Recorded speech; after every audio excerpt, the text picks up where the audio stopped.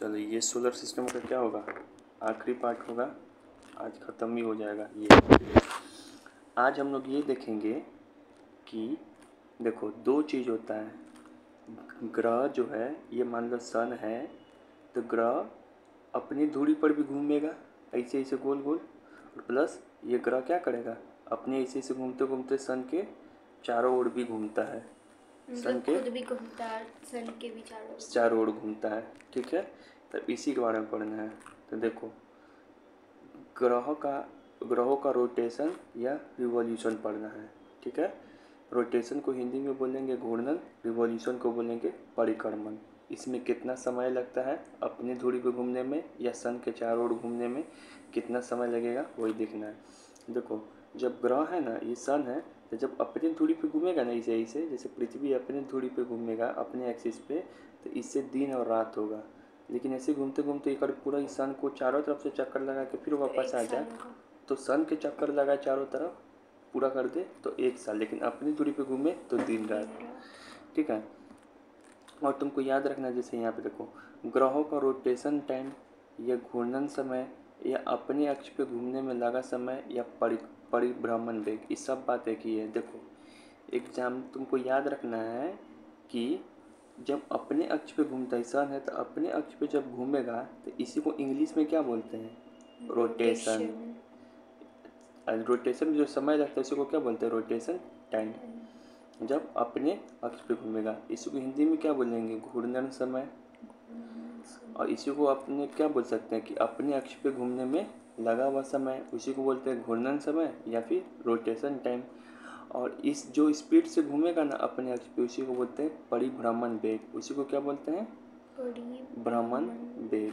ठीक है, परिक्रमण अलग है, परिभ्रमण है। तो देखो 3 शब्द याद रखना है, रोटेशन टाइम उसी को बोलते हैं घूर्णन समय, उसी को बोलते हैं अपने अक्ष पर घूमने में लगा समय, उसी को जो इस स्पीड से घूमेगा उसको क्या बोलेंगे, परिभ्रमण वेग। ठीक है, तो देखो बृहस्पति है ना, यानी कि जिसको बोलते हैं हम लोग क्या, जुपिटर, वो अपने अक्ष पे सबसे तेज़ी से घूमता है, 9 घंटा में ही घूम जाता है। यानी कि वहाँ पे दिन रात कितना होगा, सबसे तेज़ी से होगा 9 घंटा में ही दिन, फिर 9 घंटा के बाद रात। शनि जो है वहाँ पे 10 घंटा में घूमता है अपने दिन रात में अपने अक्ष पे। अरुण, फिर उसके बाद वरुण, फिर पृथ्वी। देखो पृथ्वी 24 घंटा लगता है, तो यहाँ पे 24 घंटा लिखा हुआ है, अपने अक्ष पे पृथ्वी 24 घंटा में घूमेगा। मंगल, पृथ्वी के जैसा ही मंगल भी घूमता है, पृथ्वी को लगता है 24 घंटा, लेकिन मंगल को लगता है थोड़ा आधा घंटा और ज़्यादा लग जाता है, तो लगभग पृथ्वी के जैसा ही घूमता है मंगल भी, यानी कि मार्स। ठीक है, तो वहाँ पे पृथ्वी के जैसा ही दिन रात होता है मंगल पे। पृथ्वी और मंगल पे बहुत सारा चीज़ मिलता भी है। फिर उसके बाद कौन घूमेगा, बुध। फिर उसके बाद कौन घूमेगा, शुक्र। शुक्र जो है, ये सब कौन से टाइम पे, शुक्र को एक दिन होने में 248 दिन लगता है, एक दिन। हाँ, फिर 248 दिन के बाद फिर वो क्या आएगा, शुक्र कौन किसको बोलते हैं, वेनस। वेनस, ठीक है, वेनस को बोलते हैं। तो इसको अपने अक्ष पे देखो। ठीक है, तो अब ये सबको याद कैसे रखेंगे, तो देखो सबसे पहली बात याद रखना है कि सबसे फर्स्ट कौन घूमता है, जुपिटर, बृहस्पति अपने अक्ष पे। और सबसे स्लो कौन घूमता है, शुक्र। ठीक है ना, क्योंकि सब अब उसके बाद हम याद कैसे रखें, तो देखो इसको याद रखने का ट्रिक है कि इस सारे ग्रह को ना आकार के क्रम में लगातार याद रखो। जो जिसका साइज बड़ा रहेगा ना वो सबसे जल्दी घूमेगा, और जिसका साइज सबसे छोटा होगा वो सबसे लेट से घूमेगा। लेकिन सबसे छोटा साइज तो इसका ना था, बुध का था ना। हाँ, लेकिन देखो लेकिन सबसे छोटा साइज बुध का था भले ही, तो यहाँ पे लिखा हुआ भी सबसे छोटा ग्रह, लेकिन सबसे स्लो कौन घूम रहा है, शुक्र। क्यों, क्योंकि इसका कारण है कि शुक्र को है ना एक बार टक्कर मार दिया था दूसरा ग्रह, तब से ही ऐसा ही टक्कर लग गया था इसको, इसी कारण इसका स्पीड क्या हो गया, स्लो हो गया। जबकि इससे थोड़ा सा स्पीड ज़्यादा किसका हो गया, बुध का, इस मरकरी का। इसे तो लॉजिक के हिसाब से होना चाहिए बुध का ही सबसे कम स्पीड, लेकिन सबसे कम स्पीड किसका है, शुक्र का, क्योंकि इसको टक्कर लग गया। कितना, एक दिन कितना, 58 दिन। ठीक है, तो इस एक लाइन से याद रखेंगे, क्रम में, किसके क्रम में बताओ, 12 से छोटा के क्रम में। जितना छोटा जाएंगे उसका स्पीड उसका रोटेशन टाइम या घूमने समय या अपने अक्ष पे घूमने में लगा समय क्या होगा, बढ़ता जाएगा। और परिक्रमण वेग क्या होगा, वेग मतलब होता है स्पीड, स्पीड क्या होगा, कम होते जाएगा। समय जब ज़्यादा लगेगा तो स्पीड कम होगा, ठीक है ना। तो इसको कैसे याद कर सकते हैं, आकार के क्रम में लगातार याद रखो, मतलब कि कौन बड़ा है कौन छोटा, याद कराए थे आकार का क्रम। वृष अब पशु मबु, वृष अब पशु मबु, वृ मतलब बृहस्पति, स मतलब शनि, अ मतलब अरुण, ब मतलब वरुण, प मतलब पृथ्वी, सु मतलब शुक्र। लेकिन अभी चेंज कर देना है इसमें कुछ, म मतलब मंगल, बु मतलब बुध। लेकिन इसमें क्या चेंज कर देना है, बुध की जगह पे शुक्र को रख देना है। नहीं सॉरी, बुध से पहले बुध को तो यहीं पर रहने देंगे, बस इस सब शुक्र को यहाँ पे उठा के, हाँ लावे के बाद शुक्र को यहाँ से हटा के यहाँ पे सबसे आखिरी में रख देना है। ये क्रम बताए थे क्या चीज़ का है, ये आकार का, कौन बड़ा है कौन छोटा। तो ये क्लियर हो गया। हाँ लावे के बाद, ठीक है, तो ये हो गया, ठीक है। ग्रहों के रोटेशन टाइम या घूमने समय या अपने अक्ष पे घूमने में लगा समय, इसी को बोलते हैं परिभ्रमण वेग, ठीक है। तो ये हो गया। तो अर्घ्य सा टाइम, तो इसका ट्रिक क्या है, वृषु अब पशु मबु, बस यहाँ पे ट्रिक में क्या करना था, शुक्र को उठा के लास्ट में रख देना था। इसी तरीके से ये तो देख लीजिए कि ग्रह जब अपने अक्ष पे घूमता है तो कितना समय लगता है, लेकिन अब ये देखना है जब ग्रह सूर्य के चारों ओर घूमता है तब कितना समय लगता है। तो इसी को इंग्लिश में क्या बोलते हैं, ग्रह का रिवॉल्यूशन। तो रोटेशन अलग चीज़ है, रिवॉल्यूशन अलग चीज़ है, तो इसी को बोलते हैं रिवॉल्यूशन टाइम। इसी को हिंदी में क्या बोलेंगे, परिक्रमण समय। क्या बोलेंगे, परिक्रमण। ऊ था परिभ्रमण, यही है परिक्रमण। अपने अक्ष पे घूमना परिक्रमण, परिभ्रमण, चारों तरफ घूमना परिक्रमण। इसी को बोलते हैं सूर्य के चारों ओर घूमने में लगा समय। इसी को बोलते हैं कक्षीय वेग, यानी कि इंग्लिश में बोलते हैं ऑर्बिटल वेलोसिटी, जबकि उसको क्या बोल लेते हैं, परिभ्रमण वेग। इसको क्या बोलते हैं, कक्षीय वेग या ऑर्बिटल वेलोसिटी, कुछ भी हिसाब से क्वेश्चन आ सकता है। तो देखो मतलब सूर्य के सबसे चारों ओर जल्दी कौन घूम जाएगा, जो सूर्य के नज़दीक रहेगा, सूर्य के नज़दीक रहेगा। देखो ये सूर्य है, सूर्य के जो सबसे ज़्यादा नज़दीक होगा वो ज़्यादा घूमेगा सूर्य के जल्दी, कि सूर्य के जो सबसे दूर रहेगा, तो जो जल्दी नज़दीक रहेगा वो घूम जाएगा। इसको घूमने तो इसे समय ना लगेगा। बुध सबसे नजदीक, तो सबसे नज़दीक कौन है, बुध। तो सूर्य की सबसे तेज चक्कर कौन लगाएगा, बुध। तो यहाँ पे सबसे तेज चक्कर लगाएगा। तो बताओ यहाँ पे साल बदलने में जल्दी समय लगेगा कि लेट, जल्दी। तो इसका 88 दिन में ही एक साल हो जाता है। 88 दिन में एक साल, हाँ 88 डेज में। फिर शुक्र को कितना लगता है, 274 डेज। फिर पृथ्वी को 365, मंगल को 686, बृहस्पति को 12 साल लग जाता है। एक साल गुजरने में वहाँ पे बृहस्पति को 12 साल लगता है। शनि को 29 ईयर, फिर अरुण को 84 ईयर, फिर वरुण को 158। तो सबसे ज़्यादा किसको लगता है, 158 ईयर, ठीक है। तो अब यहाँ पे देखो, अब यहाँ पे याद रखना है। अब इसको तो याद कर सकते हैं, सूर्य से दूरी का क्रम में लगातार याद रखिए। ये वाला जो सूर्य से कितना, सूर्य के चारों चक्कर लगाएगा, तो इसका ट्रिक क्या है कि आप तुम सूर्य से दूरी याद रखो। पिछले वाले का ट्रिक क्या चीज़ था, आकार याद रखो। बस लास्ट में शुक्र को ला देंगे, यानी कि वेनस को ला देंगे। इसमें सूर्य से दूरी का क्रम याद रखना, पीरियड कब आता है, जब साल में 366 दिन आ जाता है, ठीक है। एक दिन एक्स्ट्रा बढ़ जाता है, बताएंगे। तो पहले ये देखो, तो ये मार्स कब स्लो हो गया ग्रह, ठीक है ना, ग्रह क्या हो गया, स्लो हो गया थोड़ा। तो यहाँ पे देखो, इसको एक लाइन से याद रखेंगे, Mercury, Venus, Earth, Mars, Jupiter, Saturn, Uranus, Neptune. तुमसे पूछे सूर्य का सबसे अधिक चक्कर या सबसे तेजी से चक्कर कौन लगाता है, बुध, मरकरी। सबसे स्लो से वरुण, यानी कि नेपच्यून। तुमसे पूछ दे सबसे अधिक रिवॉल्यूशन टाइम किसका होगा, नेपच्यून का, लास्ट वाले का। सबसे कम रिवॉल्यूशन टाइम किसका होगा, बुध का। समझ में आ रहा है। सबसे अधिक कक्षीय वेग किसका होगा, ऑर्बिटल वेलोसिटी।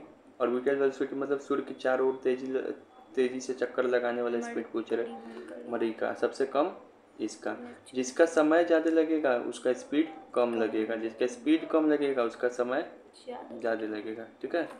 ये तो देख ही लिए।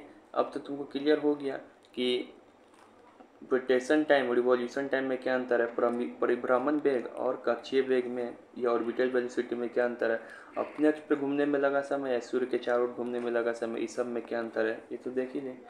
अब यहाँ पर देखना है घूमने का दिशा। एक तीसरा पॉइंट देखना है घूमने का दिशा। देखो कुछ जो ग्रह होता है ना, कुछ जो ग्रह होता है वह घड़ी की दिशा में घूमता है, ऐसे ऐसे घूमेगा, घड़ी ऐसे ही चलता है ना, तो ऐसे ऐसे नहीं चलता है। हाँ तो सब तो वैसे ही नहीं, घूमता है ना। कुछ ग्रह घड़ी की दिशा में घूमता है, इसको इंग्लिश में बोलेंगे क्लॉकवाइज। अच्छा और कोई कोई ऐसे ऐसे घूमता हाँ, है कोई ना। कोई उल्टा घूमता है ऐसे ऐसे। तो तुमको क्लॉकवाइज वाला याद रखना है। क्लॉकवाइज में घूमेगा इसका मतलब क्या हो रहा है, देखो क्लॉकवाइज ऐसे, क्लॉक ऐसे चलता है ना। तो देखो ये जो जगह है इसको क्या बोलते हैं, क्लॉकवाइज, ठीक है ना। तो क्लॉकवाइज ऐसे घूमता है, तो क्लॉकवाइज घूमता है, ठीक है। इसी को क्या बोलते हैं हम लोग, देखो कहाँ से घूमना स्टार्ट कर रहा है, पूर्व से पश्चिम की ओर, पूर्व से पश्चिम की ओर, ईस्ट से वेस्ट की ओर। देखो इधर से आ रहा घड़ी, ईस्ट से वेस्ट, इसी को क्लॉकवाइज भी बोल सकते हैं, इसी को पूर्व से पश्चिम। तो पूछा ऐसा कौन सा ग्रह है जो क्लॉकवाइज घूमता है या पूर्व से पश्चिम घूमता है, तो अरुण और शुक्र, अरुण और शुक्र। बाकी सारा ग्रह, यूरेनस और वेनस। हाँ यूरेनस और वेनस, बाकी सारा ग्रह पश्चिम से पूर्व या एंटी क्लॉकवाइज यानी कि ऐसे घूमता है, ठीक है, समझ में आया। वेस्ट से ईस्ट घूमता है और हाँ शुक्र बाकी सब ग्रह वैसे इष्ट। तुम दो भी याद रखो कि दो वो घड़ी की दिशा में घूमता है, यूरेनस और यानी कि वेनस। घड़ी की दिशा का मतलब पश्चिम से पूरब, ऐसे घूमेगा कौन, तो अरुण और शुक्र। तो इसका ट्रिक है आंसू, इसको आंसू हो गया कि बेचारा मेरा सारा दोस्त लोग है एंटी क्लॉकवाइज घूम रहा है और हमको आंसू आ रहा है कि क्योंकि हम क्लॉकवाइज घूम रहे हैं। तो आंसू से क्या ट्रिक है, आ से अरुण और सु से शुक्र। और तुमको याद है सभी तारा या सूर्य भी इसी दिशा में घूमता है क्लॉकवाइज, सब पश्चिम से पूरब, पूर्व से तारा पश्चिम, भी घूमता है। हाँ पूर्व से पश्चिम, सिर्फ ध्रुव तारा को छोड़ के। तो देखो ध्रुव तुमको, तारा वेस्ट से हाँ ईस्ट तो तुमको घूमता है। याद रखना है, तुमसे एग्जाम पूछे कि क्लॉकवाइज कौन घूमता है या पूर्व से पश्चिम कौन कौन घूमता है, तो दो वो ग्रह घूमता है, एक तो यूरेनस वेनस। यूरेनस वेनस जिसका ट्रिक है आंसू, अरुण और शुक्र, और सभी तारा और सूर्य।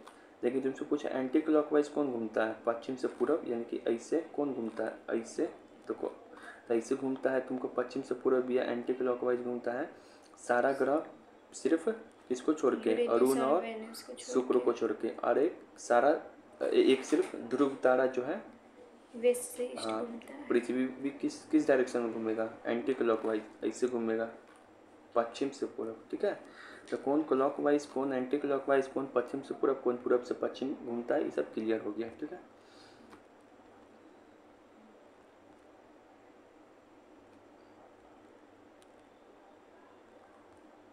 बस खत्म ही होने वाला है। अब यहाँ पे हम लोग कुछ सवाल देख ले रहे हैं, ठीक है।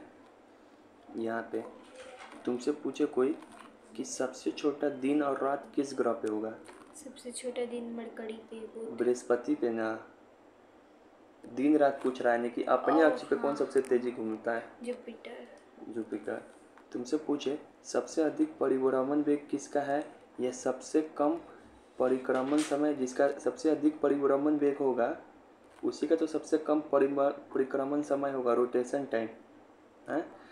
या फिर ऐसे ही पूछ सकता है कि अपने अक्ष पर सबसे कम समय में या सबसे कम समय में सबसे अधिक गति से कौन घूमता है, अपने अक्ष पे पूछ रहा है, यानी कि रोटेशन टाइम पूछ रहा है। तो सबसे सबसे अधिक की स्पीड से सबसे कम समय में कौन घूमता है, जुपिटर। 9 आवर में ही घूम जाता है, सबसे कम समय लेगा और सबसे अधिक स्पीड रहेगा, वेग रहेगा। लेकिन वही ज़्यादा पूछता तो शुक्र, तो बताए थे सबसे लास्ट में है शुक्र और सबसे अधिक समय लगता है इसको, वेग में सबसे कम। तो इस सब टर्म याद है ना, रोटेशन किसको बोलते हैं, रिवॉल्यूशन किसको, इसको याद करने का क्या ट्रिक बताए थे, कौन क्रम में याद रखना है, रोटेशन टाइम आकार के क्रम में, बस लास्ट में क्या करना है, शुक्र को रख देना है, ठीक है। बहुत बढ़िया। अब यहाँ पे पूछे तुमसे कि सबसे अधिक परिक्रमण वेग किसका है या सबसे कम परिक्रमण समय किसका है, यानी कि रिवॉल्यूशन टाइम पूछ रहा है। रिवॉल्यूशन टाइम मतलब सूर्य के चारों ओर सबसे अधिक वेग, यानी कि सबसे अधिक वेग और से सबसे कम समय में कौन घूमता है, या इसी को बोलते हैं अगर ऐसा पूछे सबसे अधिक कक्षीय वेग या हाईएस्ट ऑर्बिटल वेलोसिटी, इस सब एक ही सवाल है, अलग अलग भाषा चेंज करके हैं। बुध तो बस यहाँ पे घूमता है। शब्द पकड़ना, ऑर्बिटल वेलोसिटी बोल रहा है, यानी कि तुम पूछना चाह रहे हो सूर्य के चारों ओर नहीं, अब सूर्य के चारों ओर वाला पूछना चाह रहे हो, अपने अक्ष पे नहीं, सूर्य के चारों ओर। फिर यहाँ पे सवाल में देखना रिवॉल्यूशन टाइम पूछना चाह रहा है, इसका मतलब यह पूछना चाह रहा है कि ये सूर्य के चारों ओर घूमने वाला समय पूछना चाह रहा है। परिक्रमण वेग पूछना चाह रहा है, इसका मतलब परिक्रमण समय पूछना चाह रहा है, इसका मतलब सूर्य के चारों ओर घूमने वाला समय या स्पीड पूछना चाह रहा है। तो सूर्य के चारों ओर बताओ सबसे तेजी स्पीड से कौन घूमता है? बुध। सब क्यों? क्योंकि ये सबसे कम समय भी इसी को लगता है, बुध को ही। सबसे अधिक समय किसको लगता है? वरुण। इसको कैसे याद करेंगे? सबसे स्पीड कम कौन होगा सूर्य के चारों ओर घूमने का? सबसे स्पीड कम। ऑर्बिटल वेलोसिटी किसका कम होगा, या कक्षीय वेग सबसे अधिक किसका होगा, और ये ऑर्बिटल वेलोसिटी किसका होगा? तो जिसको सबसे ज़्यादा समय लगा होगा, ठीक है ना। टाइम कम, वेलोसिटी ज़्यादा, किसको? जो सबसे नेपच्यून को। तो इसका ट्रिक कैसे याद कराए थे बता? इसका ट्रिक कैसे याद कराए थे? सूर्य के चारों ओर वाला, वो वैसे याद कराए थे, सूर्य के चारों ओर वाला। अपने अक्ष में नहीं, सूर्य के चारों ओर, आकार के अनुसार नहीं, डिस्टेंस के अनुसार। जो सूर्य के सबसे नज़दीक होगा सूर्य का सबसे जल्दी परिक्रमण करेगा, जो सूर्य के सबसे दूर होगा वो सूर्य का सबसे लेट से परिक्रमण करेगा, और उसका स्पीड भी क्या होगा? कम होगा। समय ज़्यादा लगेगा, स्पीड कम लगेगा। तो सबसे आखिरी में कौन था? नेपच्यून, वरुण। और सबसे नज़दीक में कौन है? मरकरी। तो एक लाइन से इसे सजाते चल जाओ, ठीक है? समझ में आया? क्लियर हो गया? अच्छा, वह ग्रह बताइए जिस पर सूर्योदय पश्चिम दिशा में होता है। देखो हम लोग के ग्रह है पृथ्वी, जिस पर सूर्योदय कैसे होता है? सूरज उगता है पूर्व दिशा में, मतलब ईस्ट में। लेकिन ऐसा ग्रह है जहाँ पे पश्चिम दिशा में उगेगा, वेस्ट में। तो वह उस जगह पे उगेगा ना, पश्चिम दिशा में, उल्टा दिशा में, जहाँ जो ग्रह कैसा घूमता हो? Anti clockwise. जो ग्रह कैसा घूमता हो? क्लॉकवाइज। या फिर जो ग्रह कैसा घूमता हो? पूरब से पश्चिम की ओर, पूरब से पश्चिम की ओर। तो यही चीज तुमको घुमा के पूछे, यूरेनस और वेनस, ठीक है। आंसू याद कराए थे ना कि आंसू वाला जो ग्रह है वो रोता है क्योंकि हम उल्टा दिशा में घूमते हैं अपने दोस्त को देख के। क्षुद्र ग्रह एस्ट्रॉइड बेल्ट किस किस के मध्य घूमता है बताओ? एस्ट्रॉइड बेल्ट किस किस ग्रह के बीच में है? तो बताए थे मंगल और बृहस्पति के बीच में क्षुद्र बैठता है। अच्छा बताओ, सबसे बड़ा दिन और रात किस ग्रह पे होगा? सबसे बड़ा दिन और सबसे बड़ा रात। दिन रात का अंतर बहुत ज़्यादा है वहाँ पे। दिन है तो बहुत दिन तक है, रात है तो बहुत रात है। तो बताओ कैसे बताए थे? दिन रात कैसे होता है? ग्रह के अपने अक्ष पे घूमने पे कि सूर्य के चारों ओर घूमने पे? अपने अक्ष पे घूमने। तो अपने अक्ष पे कौन सबसे लेट से घूमेगा? वहीं पे ना सबसे ज़्यादा लेट होगा, तो शुक्र, ठीक है।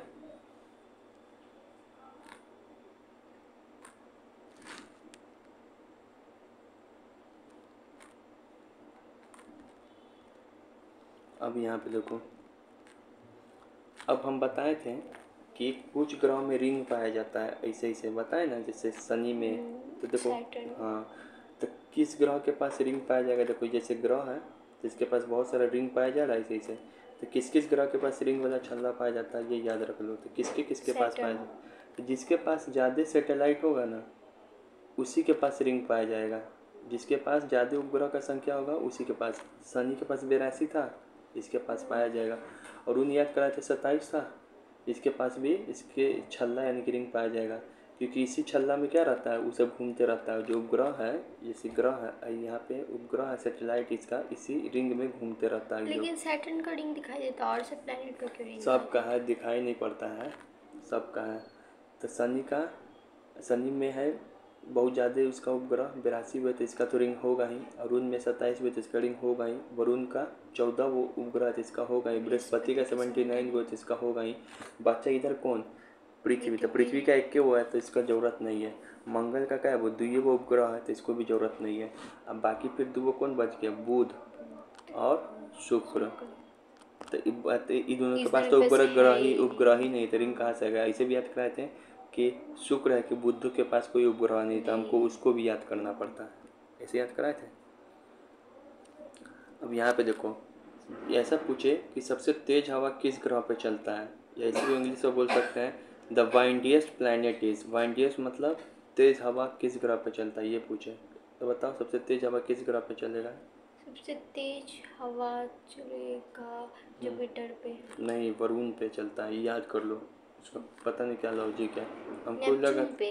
हाँ, नेपच्यून पे, जो कैसे? सबसे लास्ट वाला। पता नहीं, इसका हमको भी आंसर पता नहीं चल पाया सही से। जो सबसे तेज घूमेगा उसी पे ना सबसे तेज चलेगा, हाँ, लेकिन इसका जुपिटर। आंसर होगा वरुण। याद कर लो, ठीक है। इसका खोजेंगे हम, ठीक है। आंसर अभी के लिए याद कर लो इतना ही, क्या रीज़न है। एक सेकंड। अब यहाँ पे कुछ और सवाल हैं, इसको याद करते जाएंगे। तुमसे कोई पूछे सबसे चमकीला ग्रह कौन है, तो शुक्र। वेनस। हाँ, भोर का तारा किसको बोलते हैं, यानी कि मॉर्निंग स्टार, शुक्र को। शाम का तारा किसको बोलते हैं, इवनिंग स्टार, शुक्र को। पृथ्वी का जुड़वा बहन किसको बोलते हैं, सिस्टर, तो शुक्र को ही बोलते हैं। हाँ, पृथ्वी का सबसे नज़दीक कौन है, तो शुक्र ही है। सबसे गर्म ग्रह कौन है, तो ये भी शुक्र ही है। तो शुक्र के बारे में इतना पॉइंट याद रखना है कि इसको चमकीला ग्रह बोलते हैं, भोर का तारा बोलते हैं, शाम का तारा बोलते हैं, जुड़वा बहन बोलते हैं, सबसे नज़दीक है पृथ्वी के, सबसे गर्म है। तो देखो, तुमको इतना बात याद रखना है, एग्जाम में पूछ देगा कोई भी लाइन उठा कि ये किसको बोलते हैं, तो शुक्र को। कैसे याद रहेगा, तो शुक्र को तुम बहन मान लो, सही में अपना बहन मान लो। अब बात बताओ, जो बहन होगी वो तो चमकीला होगी। हर एक की बहन अपनी क्या लगती है, चमकांडी, चमकीला टाइप की लगती है।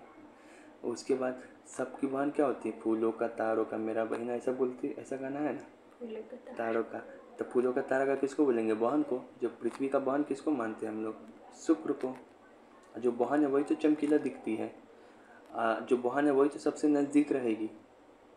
जो बहन है वही तो सबसे गर्म भी रहती है, गुस्सा करती रहती है।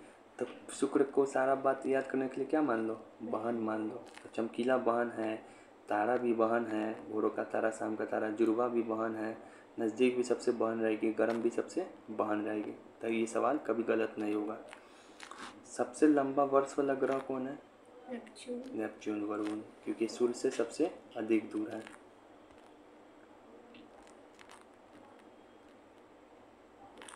सबसे छोटा वर्ष वाला ग्रह कौन है, बुध, क्योंकि सूर्य से सबसे नज़दीक है। ये सब तो हो ही गया था। ये लास्ट पेज है बस। लूसीफर किस ग्रह का नाम है, तुमसे पूछे तो बोलना शुक्र, यानी कि क्या होता है? ऐसे ही नाम रख दिया इसका, एक ग्रह का नाम रख दिया लूसीफर, जो शुक्र है, जिसको वेनस को बोलते हैं। चंद्रमा जैसा दिखने वाला ग्रह कौन है, एकदम चंद्रमा जैसा दिखता है, वाइट टाइप का हल्का सा, मतलब देखोगे धब्बा धब्बा उस पर, तो बुध।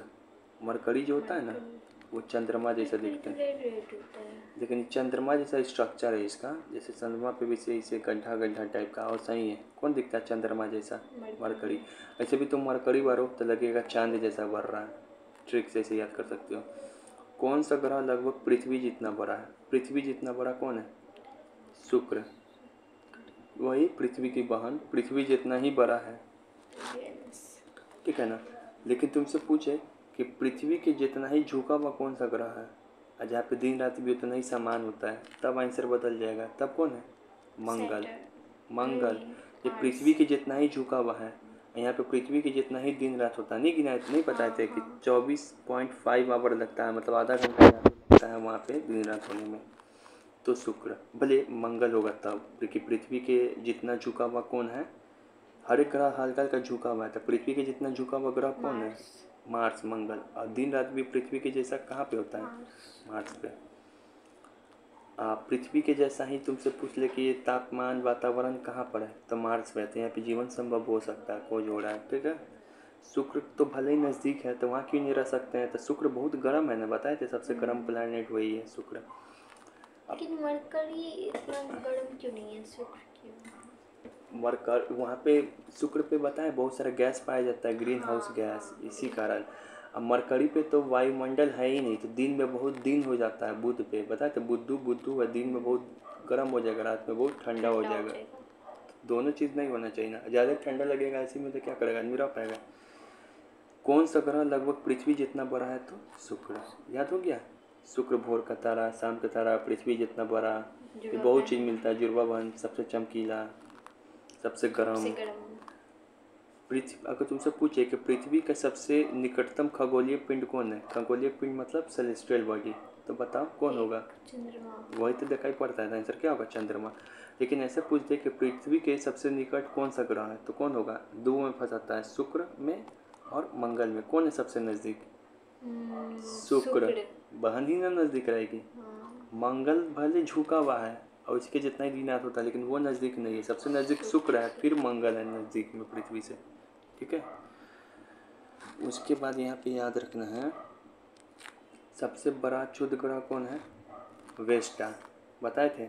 लेकिन ये पूछे कि सब क्षुद्र ग्रह पेटी में सबसे बड़ा चीज़ कौन सा? सेरस, जबकि ये बौना प्लैनेट है। लेकिन वेस्टा क्या है? एक क्षुद्र ग्रह है। बहुत बढ़िया, तुमको याद है। कौन सा गैलेक्सी आकाशगंगा का उदाहरण नहीं है? इसमें पूछ रहा, बहुत सारा नाम दे दिया, बोल रहा कि इसमें से कौन सा आकाशगंगा यानी कि गैलेक्सी का उदाहरण नहीं है। ठीक है ना?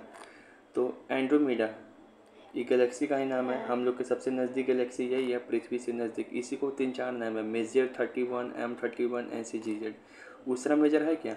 ये गैलेक्सी थोड़ी है, ये तो तारा मंडल है, कॉन्स्टिलेशन है, तो यही होगा। ये नहीं है।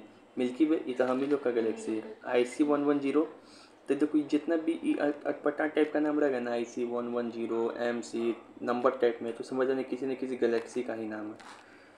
पृथ्वी के सबसे नज़दीक वाला ग्रह कौन है? शुक्र। शुक्र। पहले शुक्र है, फिर उसके बाद बुध है नज़दीक, फिर उसके बाद मंगल है। ठीक है। अब यहाँ पे देखो फेजेस ऑफ मून है, तो देखो जब चंद्र हमेशा हर एक 29 डेज के बाद है ना, जो मून का है फेज दिखता है कि मून कभी पूरा ढक जाएगा, आधा दिखेगा, पूरा दिखेगा, ऐसा टाइप कर को दिखा रहा है।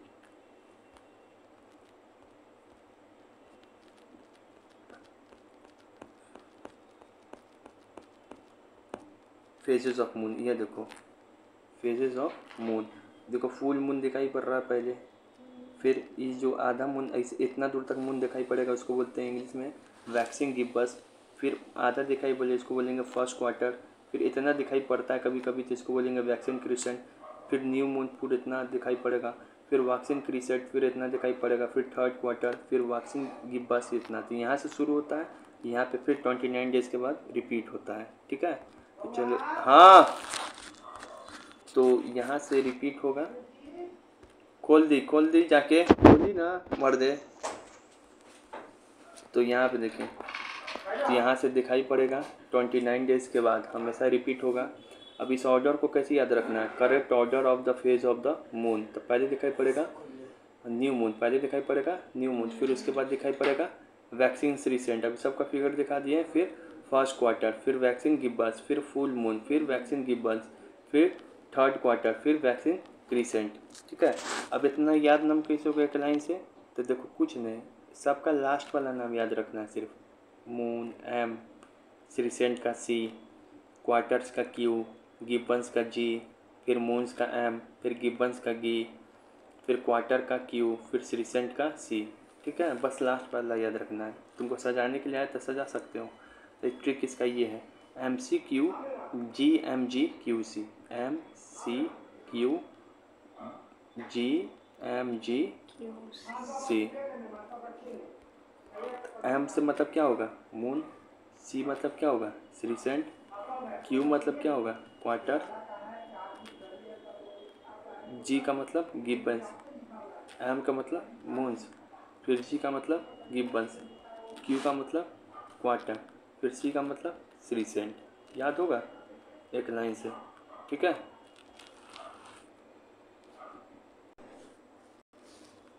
चलिए यहाँ से अब पूछते हैं, बताओ कि सूरज तारा का जन्म कैसे होता है? कहाँ से?